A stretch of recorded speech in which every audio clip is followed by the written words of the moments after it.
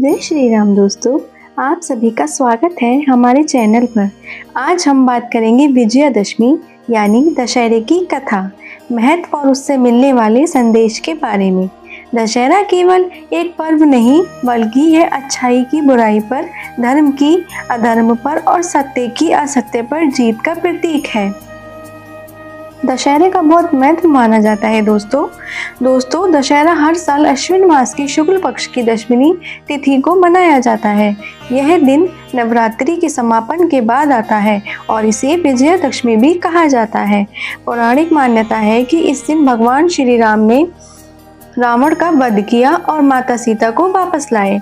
कुछ जगहों पर इस दिन मां दुर्गा ने महिषासुर राक्षस का वध करके देवताओं को विजय दिलाई थी, इसलिए यह दिन शक्ति, साहस और धर्म की जीत का प्रतीक है। लंका का राजा रावण बहुत बड़ा विद्वान था। वह महाशिव भक्त भी था और उसने वेद शास्त्रों का गहन अध्ययन किया था, लेकिन उसके अंदर अहंकार और अधर्म का विस्तार हो गया। उसका घमंड इतना बड़ा कि उसने माता सीता का हरण किया और उन्हें बलपूर्वक लंका ले गया। भगवान श्री राम ने अपनी पत्नी धर्म पत्नी सीता को वापस लाने के लिए अपने भाई लक्ष्मण और वानर राज सुग्रीव की सेना के साथ लंका पर चढ़ाई की। हनुमान जी की वीरता और वानर सेना की मदद से राम जी ने लंका की ओर से युद्ध किया। कई दिनों तक चला भयंकर युद्ध। आखिरकार दशमी के दिन भगवान श्री राम ने रावण का वध किया। इस दिन को ही विजयादशमी या दशहरा कहा जाता है।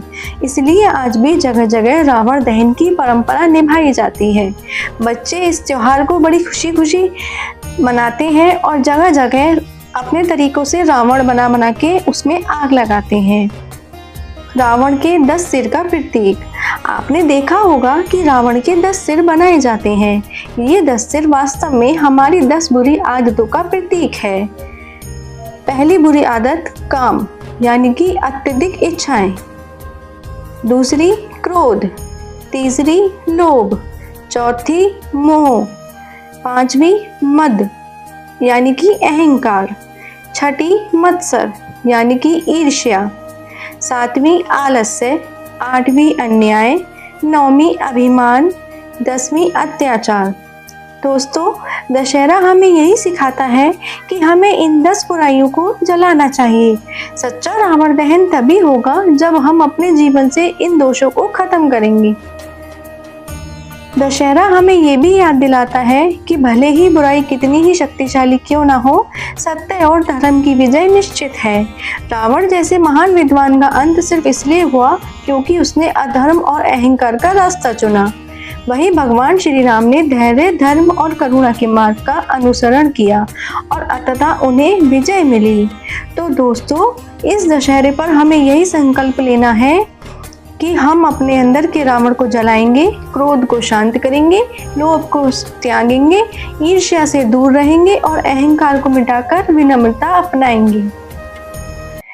तो दोस्तों यही थी दशहरे की विस्तृत कथा, उसका महत्व और उससे मिलने वाला संदेश। आप सभी को मेरी ओर से दशहरे की हार्दिक शुभकामनाएं। इसलिए आइए इस विजयादशमी पर हम सब मिलकर अपने भीतर की बुराइयों को खत्म करें और जीवन में सकारात्मक, प्रेम और धर्म का प्रकाश फैलाएं।